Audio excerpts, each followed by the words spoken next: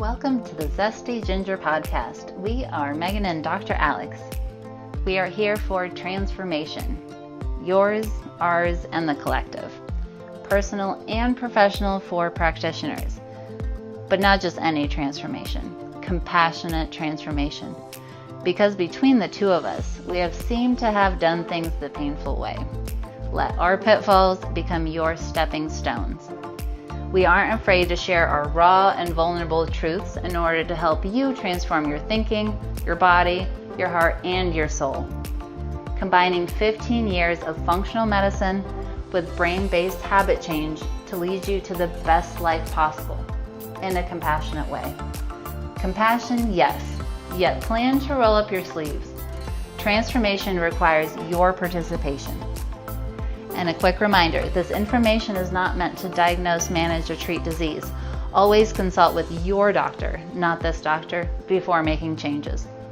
Now let's get into the episode. For this podcast episode, I interviewed Tiffany. She is our good friend. We've known her for years now, Tiffany Neuman, and she is a branding expert. But there's so many people that can say that, and yet Tiffany is unlike any other branding expert that we've ever met or have come across.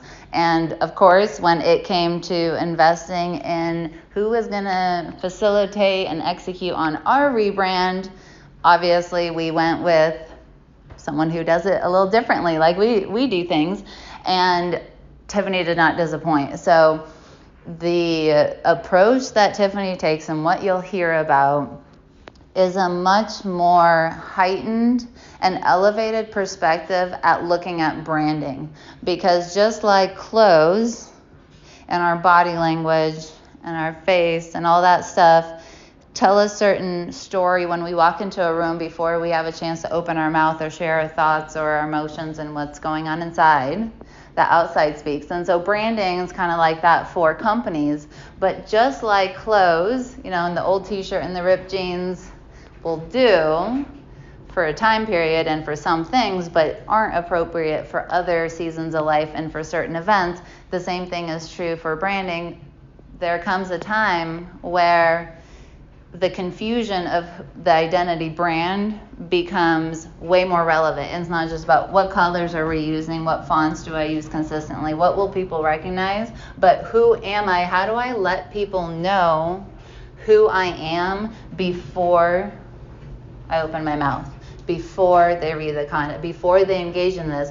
All of that stuff broadcasts way before you even have a chance to get your foot in the door. And so everything from that initial moment and all the way through the client experience on working with you, branding and identity, when seen in that way, become an incredibly powerful way to be more intentional, more powerful, and more impactful in your business, and to help the people find them and actually get them help, the people that you are looking to work with, the ways that you are looking to impact the world positively, the ways that you are looking to make this whole world a better place. So this episode is going to be a lot of fun for all of you to listen to, and very, very important. And you can hear Tiffany's expertise all throughout in the way that she thinks. And no matter what you got going on with branding or where you are in business, even if you don't have one yet and you're just thinking about it and you're considering becoming a coach, or maybe you are a coach but you haven't started yet, it's time, my friends. So let's get going. And you're going to find something that you can utilize in your business. So without any further ado, I will kick it on over to the episode, and I will catch you on the next one. All righty, welcome to the Zesty Podcast. We have an amazing podcast guest today, Tiffany Neuman. Welcome. Thank you. I'm so excited to be here, Alex. Yeah, thank you so much for being here. Let's do a little short intro here for anyone who doesn't know, who's listening along. We've been friends with Tiffany for going on a couple of years now. It's been a good while, and we're also clients of hers, and we'll be talking about that today. But Tiffany Neuman is a visionary branding strategist who helps highly motivated women, entrepreneurs, uplevel their business. After 15 years in the corporate world, working with brands like FedEx, Adidas, and Birchbees, he left to establish a revolutionary branding business that stays one step ahead of the trend. Tiffany now works with clients across the globe to help them 10x their sales and shine even brighter in their niches. She is a contributor for Entrepreneur and has been featured in Forbes multiple times as a branding expert. Amazing, Tiffany. I love it, love it, love it. Thank you for being here. Yeah, thank you again. I'm super excited because, like you said, we've been friends for a while, and I just love you ladies and your work. So just glad to be here. Absolutely, same. So, yeah, for you all listening, we've been friends since we were in a mastermind together, and so we were, growing and changing a lot even back then. And then over the years, we really kind of worked with each other both ways, you with us with you. Exactly. And now recently we've been doing our upcoming, rebranding release. On the back end, we've been working at this for a while. And Tiffany and her team have been helping us with this and have been taking us through the process over the last several months. How long? It's been a couple months. Yep, a couple months. It takes time to do it well. Absolutely. And it's been really, I'm so excited to unpack that here because it's been so illuminating in a lot of ways to be doing this work because branding sounds like picking colors and what the website looks like and style and doing photo shoots. And that's all super fun and super great. But there has been so much identity work, as there always is. And it's so funny how Megan and I do this for a living. And it's still sometimes surprising how much identity work is involved in pretty much anything we do like this. So Tiffany, how did you get into this? So what brought you to today? Yeah. So, in a very long-winded I could be very long-winded about this, but I will keep it short. It's always been, I wasn't like the sporty kid. I was always kind of the artistic child, very intuitive and empathetic. And so I've been doing design work since pretty much a kid, if I really look back at it. And then accidentally won some awards because the teacher put them in high school. And then she's like, you should go to college for this. So I was very blessed in a sense that the path was fairly easy. It wasn't what am I going to do? I was kind of oh, this is what I'm here to do in a sense. So I went to college for design and branding. Worked my way up from an intern into creative director in a company, did that, like you said, for 15 years. That was my dream job, traveling the globe, really doing the thing. I was brought that into existence, which we could go into all of that, how I manifested that. Yes, please, actually. Yes. But yeah, we'll circle back around. Yes, we'll circle back to that. So that's where I think we get along so well too. I've been doing that type of work for a very long time also, and still continuing to learn. And then had my daughter. And that's when a lot of things shifted for me because I was pumping in an airport bathroom, what the hell am I doing? I'm not with my daughter. She's at 12 weeks old. So made the decision to transition, was going to have my own business. I still thought I'd work with bigger companies because that's what I was used to. But then I started joining masterminds and meeting these amazing other women and business owners. And I was oh, these are my people. So made that transition. And ever since have been just serving amazing women entrepreneurs. For the most part, I get a man from here time to time, but women or people who identify as a woman are mostly my jam. And yeah, that's the short story very quickly. Yeah, that's amazing. Yeah. So honestly, there's so many directions to go for branding, but I'd like when it comes to this transition process where you were going to work with big companies and sometimes you do, and then you have more of the smaller entrepreneurs. And I know generally because you are more into the manifestation, and I know you're NLP and hypnosis trained, and you did the same one that Megan and I did originally. How has all this changed now? Like, and how does that, from your own brand perspective, how has that transformed over the years, and like where have you landed on now? Ooh, such a juicy question. I don't think anybody's ever asked me that before specifically. So, I guess I would say, like, coming at it for a long time and working with the big brands, like, it was very systematized, and there still is a system, like you said, like, what are the colors, what are the logos? We look at color psychology, we look at the target market, we do market research. Like, there is a methodology to doing that work. But one thing that started transitioning for me, which again, whole nother story, I went through a health crisis, which, I think there's always a lot of crises that then put us on a new path, and we're moving up the spiral of our becoming, whatever you want to say. So this is even like right when I got out of college, I started studying, the manifestation and everything. And I think that is where it actually started shifting. If I look back, where I started getting more like intuitive hits when I was branding. And I think that actually allowed me to move up the ranks and move from intern to creative director, because not only did I focus on manifesting it, but I learned to see people and in a different light, and then also be able to help them through, like you said, the identity pieces of it, which is why I decided to get NLP trained, because I had so many clients either have visibility issues or they had worked through that, but there's still when you sit down to do branding work, it's almost spiritual. You're well, who am I? And as women, Yes. we have these other, you're a doctor and Megan's a mother. And so we have all these identities, and we're well, who the hell am I anymore? I don't even know. How do I make this? How do I visually manifest this? What is my voice? How do I do that? And a lot of times we just kind of grab colors, grab logos, and slap it together. And that's okay. We build the plane where we're flying it in entrepreneurship. So anyways, that all being said, it's really been beautiful how it's all come together. And that's really been my life's work of creating my own methodology.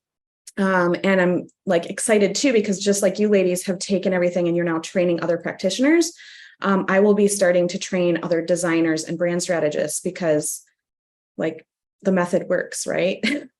Yeah. Oh, congrats for that. That's amazing. And yeah, that's so often the path of you figure it out on something that you struggle with, gain mastery, find resources, and create them. Yes. To me, that there's kind of a safety in creating things that don't exist in the world, because it makes businesses indispensable. It's hard to argue why someone shouldn't come to Megan and I's NLP and hypnosis level 1, because no one does it like us, and we have processes that no one else teaches.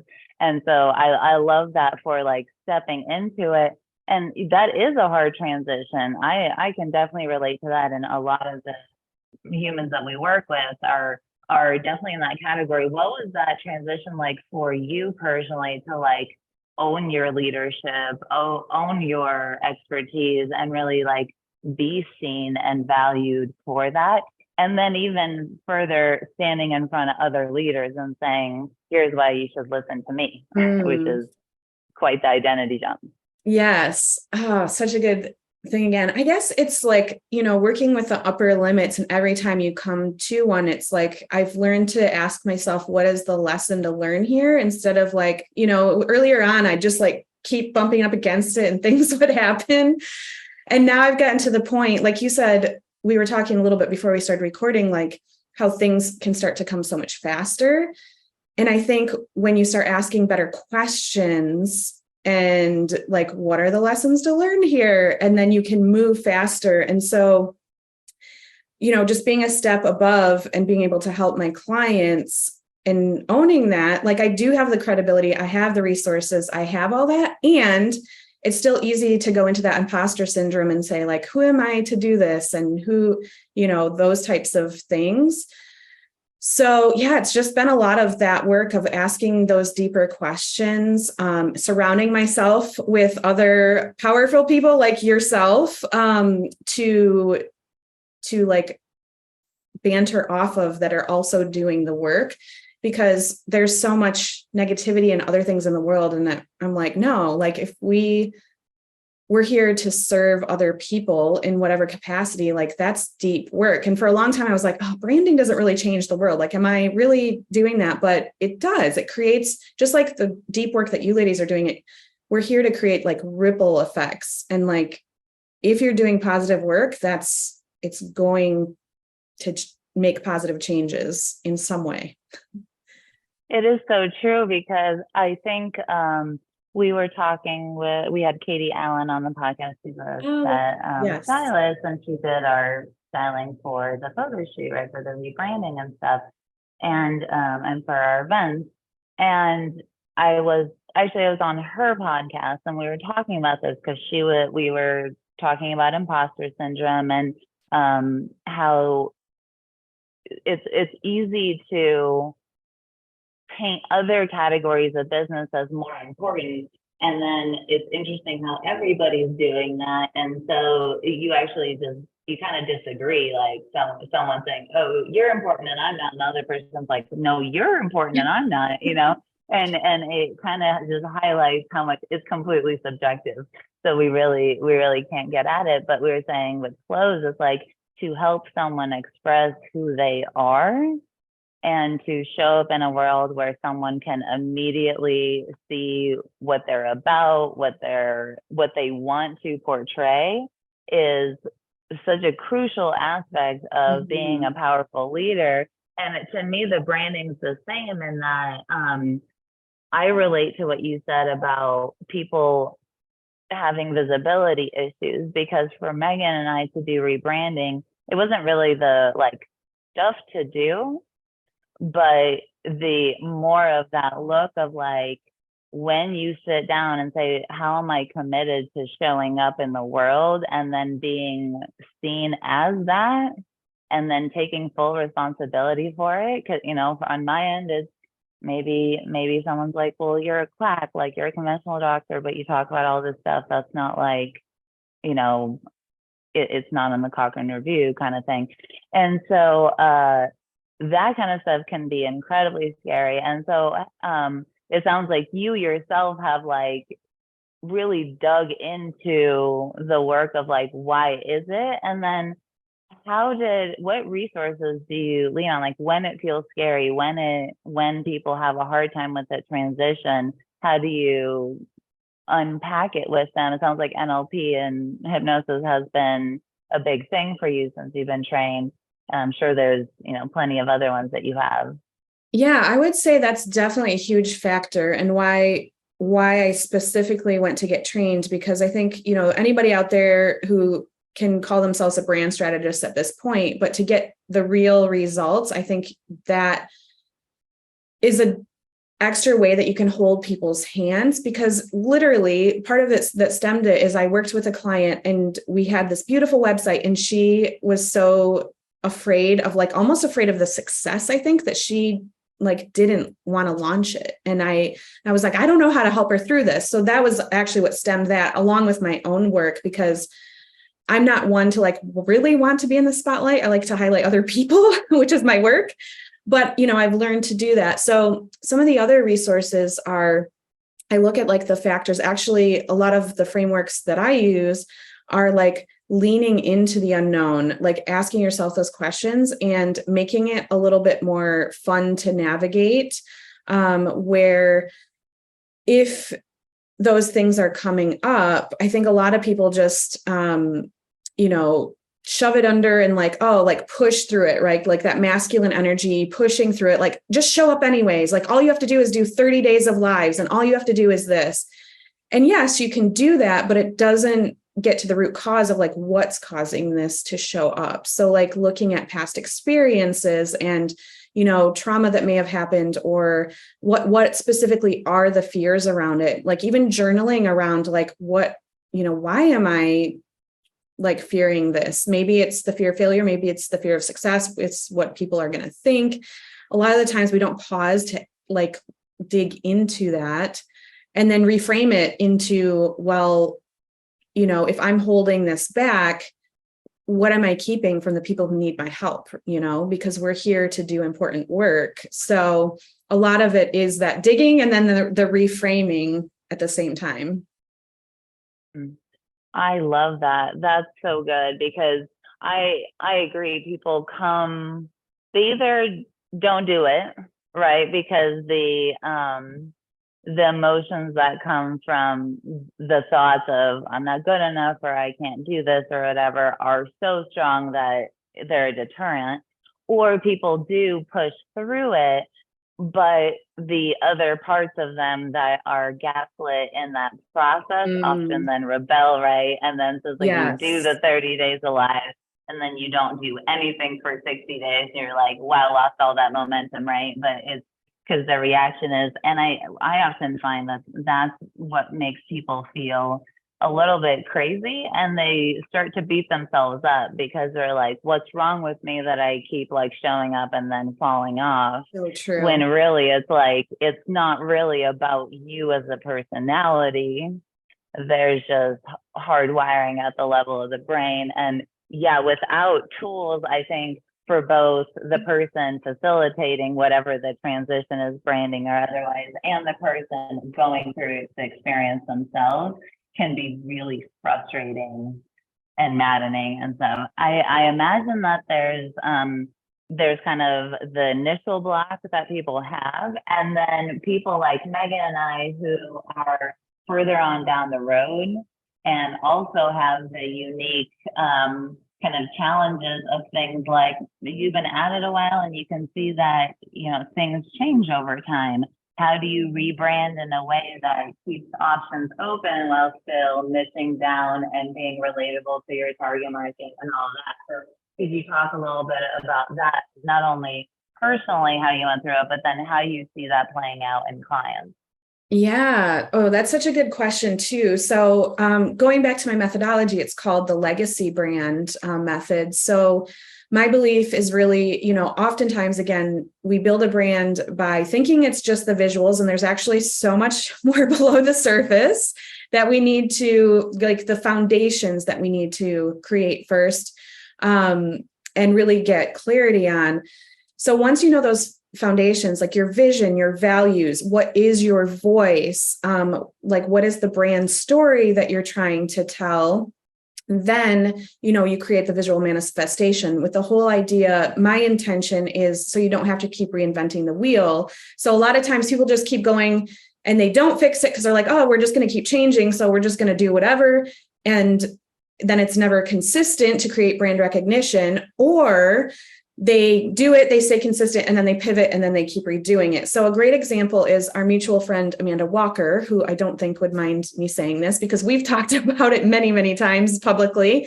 She's been on the podcast. Yeah. Similarly, she was specifically a health coach, and she moved more into business coaching.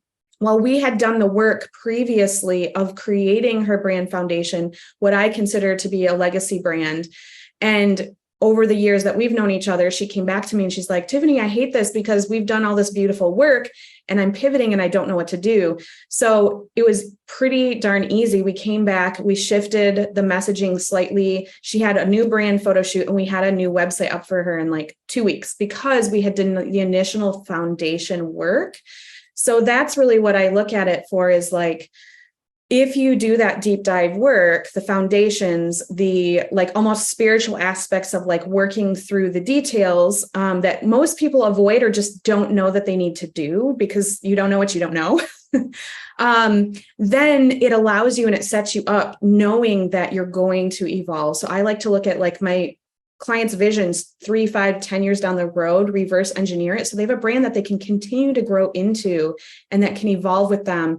And they have like a framework. So if they ditch an offer or two, they can easily create new offers, but they have a format to follow. So it's just like, oh, we know what the logo should look like. We know what this looks like. We just have to create new content and put it out there. And it's not this heavy lift anymore. It's just makes it easy.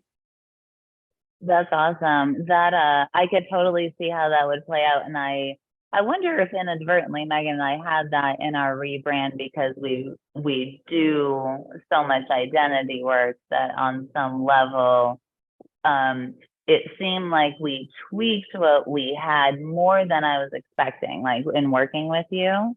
Mm-hmm. It was still very much the same concept that we've always believed that health and everything was a top-down endeavor, right? Even when we were doing hormones.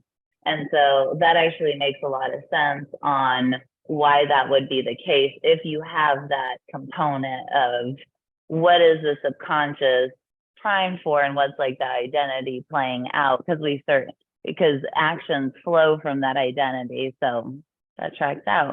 Thank you. That answers, like, I was thinking through why that was actually, because I was like, it was interesting. It was more tweaking. Yeah.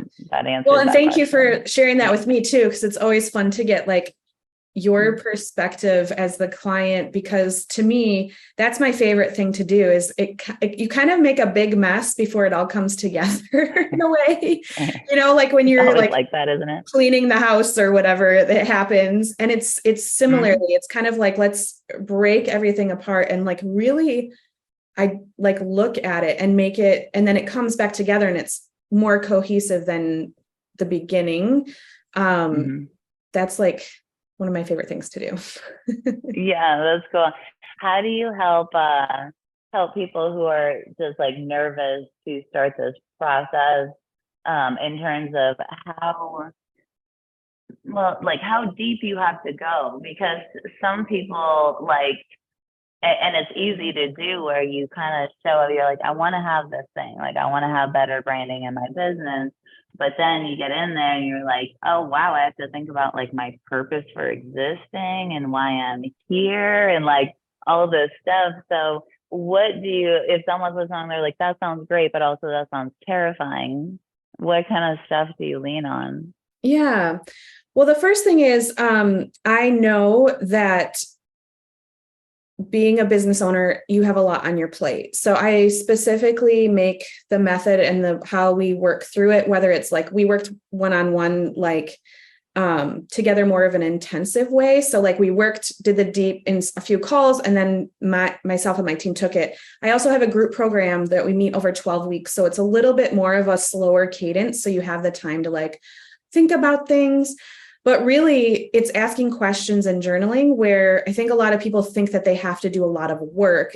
Yes, it's a lot of like mental work, but it's not actually a lot of time in like hard work, if that makes sense. So really walking through it of like, how can we make the process like actually fun? And there may be some, like I call it the messy middle, like I was just saying, like letting people know that there will be some space what they walk through that they might be really questioning things and like, why am I in existence and why am I in business? But knowing that the end goal, so really like looking at the results. So all of my clients, when you see the end product and the end testimonials, it's like, oh, it's all worth it. And it's not, usually people don't have like an existential crisis or anything crazy, but it's knowing that you have your hands held to during the process. Like, it's not like you're in a course.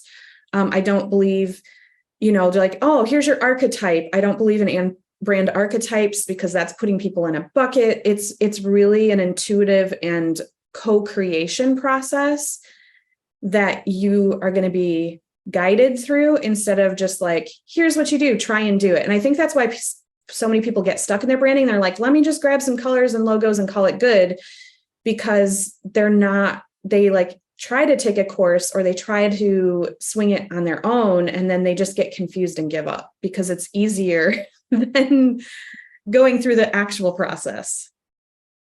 Absolutely. Yeah, I so agree with that, because I think that's one of the main reasons we teach frameworks is because in something like transformation that we're doing, if you don't even know what step you're on when you get stuck or confused or things are not going well, it's hard to know what resources to apply. Whereas moving through a framework, and I know Maggie and I, that was kind of a boundary for us. And we're like, we're not doing this hodgepodge ourselves. Like, this is not one of those things that we have the expertise enough for, and we've been at this long enough where it's like, if we have the frameworks, great, we'll do it. If someone else has the frameworks and it's going to be a smoother process, that's the one we're going to do. Now, after 10 years of business, you kind of get tired of the the runaround, and you're like, let's do this for real, right? So true. I love that I like that you brought up archetypes, because I think that some people really teach that in terms of business messaging. Like, how does one speak to the subconscious minds of their perfect client? How are they using their languaging to say, here's who I'm for, and here's who I can help, and here's how that's right for me can identify with me. And sometimes, that actually is built around these archetypes. Like, are you a teacher? Are you a sage? Or, like, do you bring things together and things like that? And it's, I think, in some ways good. I have often worried a little bit around when we create identity structures like that archetype. It's easy to pigeonhole yourself into it. Kind of like, I love human design, but there's a bunch of posts on, like, projectors, for example, which I am, that I'm like, this is just kind of an excuse, of like, this is why I can't do something because I'm a projector. And I'm like, are we really supposed to use, the framework for limitations? No, right? Like, we're doing it to learn about ourselves and increase self-awareness so we can do more, not so that we are like, well, here's why I can't. So in that, like, archetypes is one thing. I'd love to hear why you personally disagree with that concept. And then also just other pitfalls where you think, like, what you collectively and conventionally hear where you're in disagreement with that.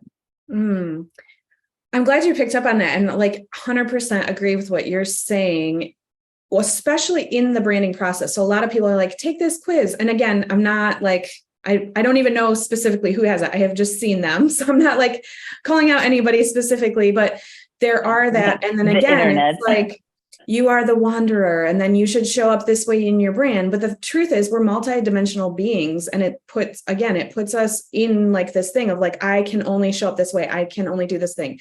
And yes, I love, like you're saying, I love human design. I love Enneagram. I love all of the things, and it's interesting, but I've decided to kind of pick and choose, like, what I believe from those. And because, like you said, it can help us, guide us on our way, but it can lead you to limitations, and it can lead you to almost an identity crisis where you're being told what you are. And, like, human design too, there's so much that I found out about it and the way it was created that, like, again, it's amazing. But if you're not looking at, like, the whole chart, if you just are like, I'm a projector, this is it leaves out, like, the bigger picture. So So agree. And then when you don't act like it, you're like, what's wrong with me? Is that I'm not who they say I am. Right. Yes. The deviations are actually what gets me most of the time, not where I'm in agreement with it.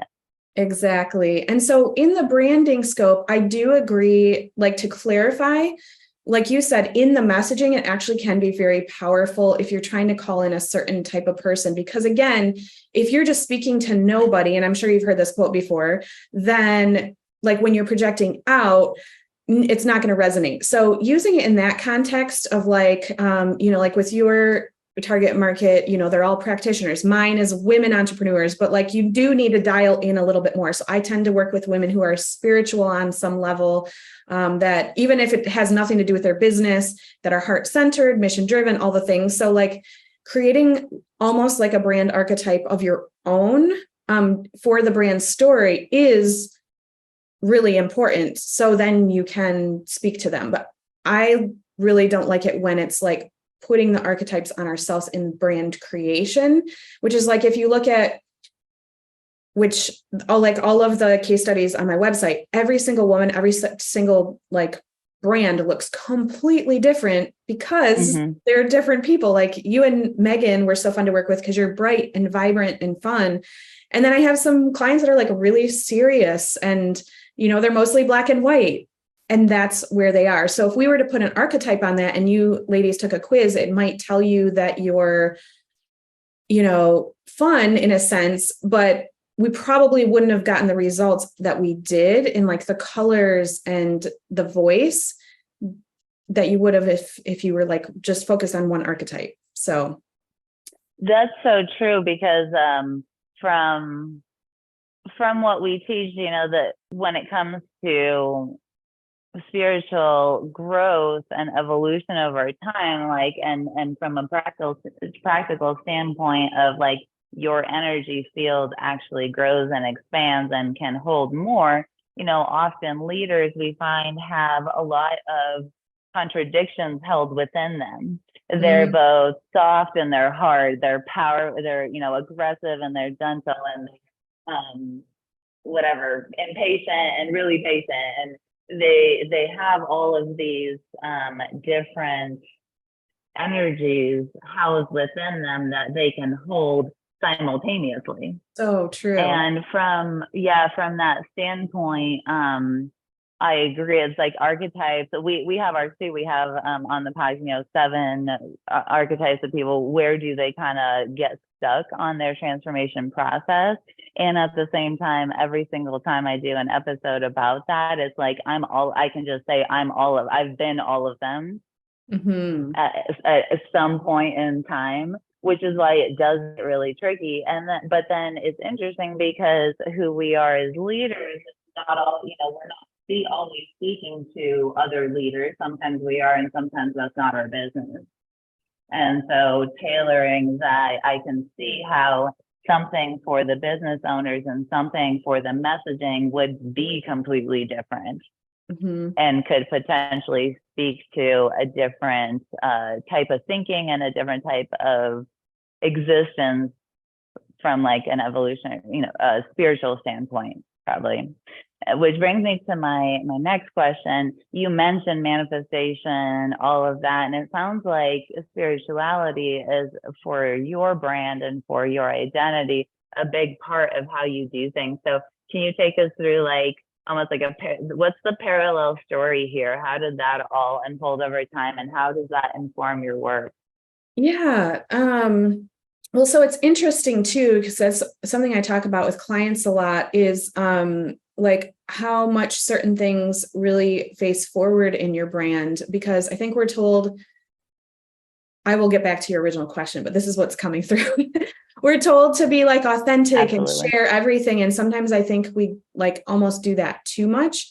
And there's sometimes a little bit of like, it's a balance of like mystery that could happen, right? So like I am very spiritual and it's woven into my work, but it's not super front facing in the business because I strategically noticed that I was getting the wrong type of clients when I was front facing with that in the business that weren't actually, and again, I'm not like pigeonholing anybody, like this is just my experience. I was getting some super spiritual people who weren't like actually really serious about their business. And so it made it a little bit difficult to work with them. It's hard to explain what I'm saying, but I'm just being very vulnerable and sharing here. Yeah, no, I think, I think I can translate to the way that I word that from my experiences. Sometimes when you're heavily in the spiritual space, there's a formlessness that is associated with it, and it's hard to force a formlessness into a form if someone's not there. Like they're not quite chewed enough to figure out how they want to be because there's a transition going on. I love that. And spiritual transitions are really hefty. Yes. That's how I see it. But yeah. I love that. Thank you. You said that better than I could.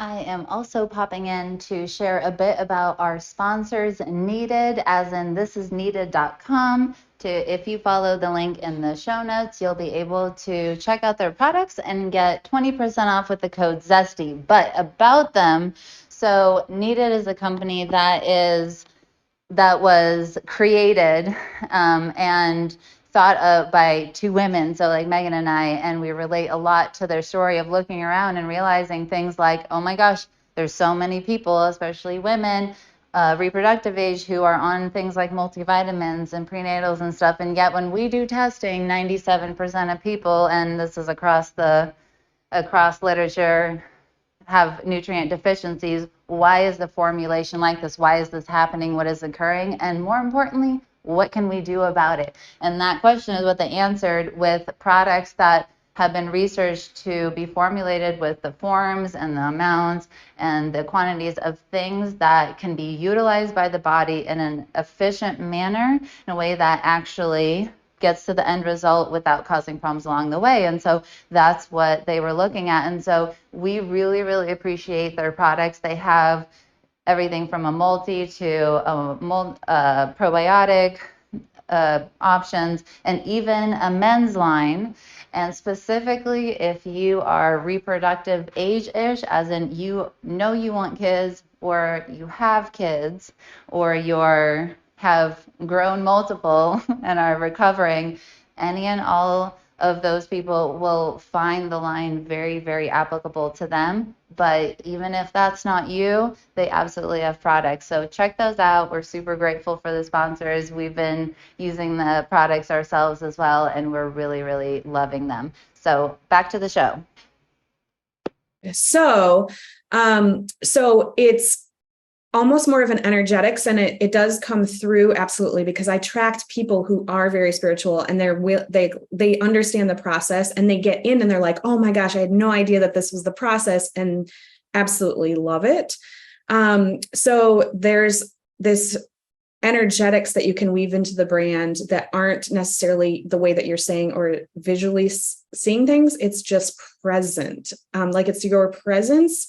And it's like the subtleties that you're bringing through, which is really fun to play with, because like there's a lot of we could talk about like your color psychology is bringing that through. I think a lot of times people are just so blatant or so vulnerable, and it actually does them a disservice. So there's that.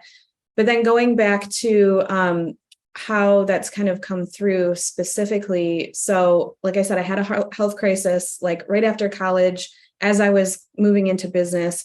Long story short, and I think we all have these moments, like I was like laying on the couch, health crisis, had broken up with like a relationship I was in for 5 years, like told I couldn't have kids, like all the things at once. And then just got this random email from Mary Morrissey. I don't know if you're familiar, like she's friends with Bob Proctor and Les Brown and like that whole school of people. And that introduced me to the idea. She calls it dream building, manifesting. So I started at that moment. So it's just been a journey ever since, at like really working and actualizing, and like, what does that look like for me? Because there's so many different schools of thoughts there, but I actually have kind of done that. And then the NLP work. So it's so much ingrained in the branding process as well, because I truly believe that going through this brand process is like breaking through an upper limit for clients, because they're moving from one level to the next without sometimes even realizing it. Because like you said, there's so many like identity pieces and subconscious beliefs that you have to work through to show up as the leader you truly are. And so I talk about it, but I don't talk about it so deeply, because because we're having this discussion right now, because it can scare people. And so it's that balance of like meeting people where they're at. And most people want to hear where they're at in the moment. They want to hear results. They want to hear like, I can make more money. I can reach my ideal clients. I can save time and money and energy. So in my own messaging, I hint at a lot of those things, but don't necessarily talk about it. And then it happens, and there's this like alchemy, and they come out the other side, and it's really cool. So I don't know if that really answered the question. I kind of went off. No, it does, because I think that there's I think this conversation brings up a really important point that I think about all the time. And it's like a conversation that is constantly evolving in my head, but it's the concept of who you're being when it comes from the energy body. It transcends when you're working. It's like when you're making dinner, you're being the beacon for your clients to come find you. When you are sleeping, when you are taking a shower, when you're, washing your hands, it's like, then we realize that it doesn't turn on and off just because we're working, right?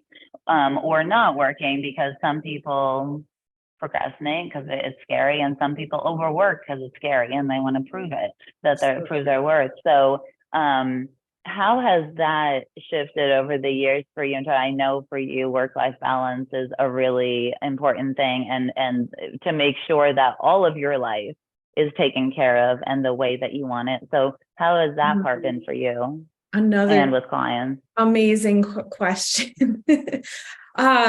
Oh my gosh, it has shifted unbelievably. I mean, especially coming from corporate and working like extremely hard to prove my worth. I mean, I was like very young when I was a creative director and like, meeting with these teams and everything. So I had to like show up in a certain way and who I thought I needed to be and not who I actually am and was.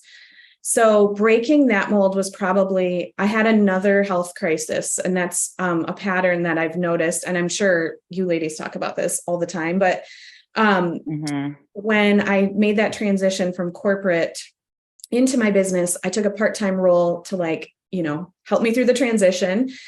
And I kept getting the call of like, okay, it's time to go fully into your business, and ended up burning out in the hospital because I was like burning the candle at two ends, because it felt like the right thing to do, the safe thing to do. But as soon as I realized that's why I had the health crisis and went through, like, then I was able to make that transition. And then it became still having that work ethic. Like, I have to work hard to make this work. I have to, those beliefs that we have, which I'm still working through, but now having a team, as you know, that's a whole different story, is like being a leader, showing up, am I, worthy of all of this goodness of like handing things off so I can be in my leadership role and doing the things that I need to do. So it has been a journey. And I think I'm so much further than I have been in like giving myself space. And,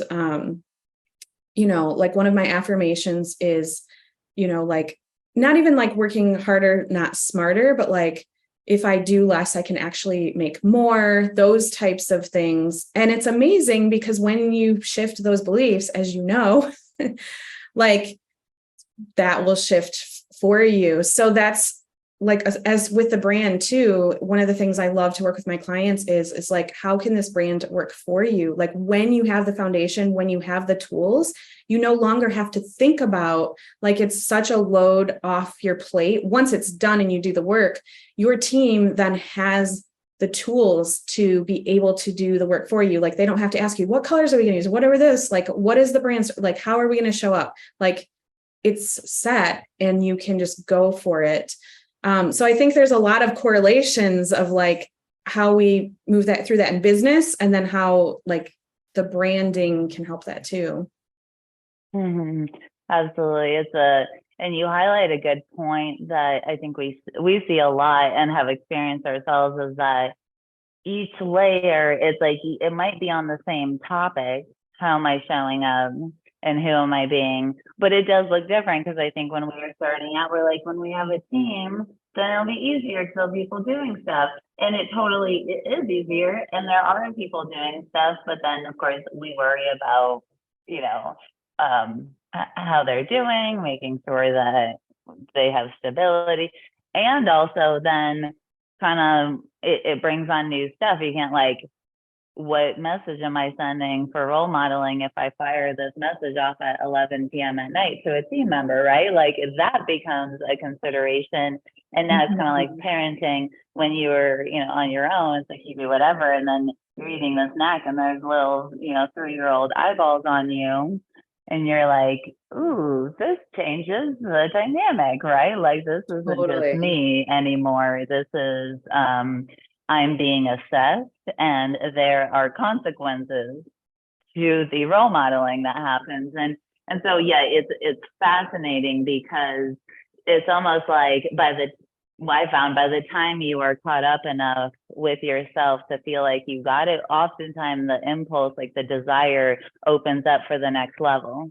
Then you're busting through that and all of the stuff starts again. And I like how, you're already acknowledging that in the framework, because that's how, if people change a lot through that process, anticipating the change is genius. It's just like, this will happen. What are we going to do about it right now? Yeah, because if you, super cool. Unless you are a human that's not on the path, and that's fine too. But if you are on the path of like evolving and progressing, that's change is there, and it's going to be. So I think you're right. And the sooner we can like accept that and love that and look at it, like I really am trying more than anything now is just to look at things as like an experiment, even life in general, because it makes it so much more fun instead of like, what if I do, this doesn't work? And it's like, I'll even tell the team of like, okay, this is the next step. And if it doesn't, we're still evolving. We're still moving forward, but it can be more fun rather than like, oh my gosh, I'm just going to keep going through this forever, Totally. Yeah. And, when Megan and I were deciding, really foundational habits that we teach on at things are like our habit event in August, one of the things that is so crucial that it's almost hard to do anything in life is without the habit of, let me try this and get feedback. And there's nothing wrong with getting feedback that says, I want to change something or a lot about this. That habit, it's almost hard to accomplish much or go at a fast pace unless you have that, because if everything is so costly and every change is so scary and every, transition so painful, my gosh, most people just won't do it, and who can really blame them, because it is hard that way. Absolutely. Yeah. Well, I thank you for this conversation. I love it. I think it seems like we're at a good stopping point, although I'd love to have you back. Let's keep chatting about this, because obviously we will continue to evolve and we'll do this. So can you share a little bit about how someone can come find you, learn from you, and then what programs you got going on? Yeah, absolutely. Thank you. So best place is yourlegacybrand.com is where you can find out all the details. Also, I'm Tiffany at Tiffany Neuman Creative on Instagram. That's kind of where I hang out most of the time as far as social is concerned. And the main things are is branding, obviously. So I do one-on-one work, which is always open in some ways, unless there's a wait list. And then we have a group program twice a year, which a lot of people are like, why would you do branding in a group program? It's actually really beautiful because it serves as market research at the same time. So women can come in and get feedback from each other and the expertise of myself at the same time. So it's not a course, it's an actual like co-creation process that is a proven method, of course. And then I also have something really fun that we've created, sort of just clients requesting it, because I do tend to attract, because I created the brand to do so, amazing women like yourself. So I also have a women's networking group called the Legacy Lounge Collective. So there's lots of ways that we could hang out, to know each other. And I can't wait, because I know you're coming on my podcast soon. To do the back and forth, because I truly think like your work is so pivotal for so many women too. So thank you so much. Yeah, thank you for sharing all that. Megan and I can't speak highly enough of Tiffany and her team in terms of the the depth of work that you do is rare. It is hard to find someone who has put in the time personally to do the hard work and then to understand it well enough to actually create frameworks with moving parts and a team, and that takes someone through it. I mean, that is so hard to find. So thank you for being an amazing resource. I really hope our community takes advantage of it, because you're amazing and what you do is amazing, and we so appreciate it. Oh, well, thank you. That means so much. And like we said, it's so easy, I think, sometimes for us to do what we do and not like celebrate that. So I really appreciate it, and feel like that's like a closing thing, is just thank you for celebrating me, but I also just want to celebrate you ladies for like doing the work also. And I can't wait for your audience to like see the visual manifestation, because you don't really see the behind the scenes, everything we talked about today, but like that will be fun too. Yeah, absolutely. And a lot of our ladies and people that follow us have been around for a while, and so they've seen the evolution of us. And I am excited that to bring that final like cohesion, the whole look into everything that we do. And so very exciting. Like you said, it's coming soon, so we'll be doing that. All righty. Thank you so much. Thank you for having me. Hey, it's Tiffany, and I just want to thank you so much from the bottom of my heart for being with Alex and I today. I love Zesty ladies so much, and I really want to support not only them, but their audience. So I have a really special gift that I'd love to offer you today, which is access to my private podcast, The Profitable Brand Equation.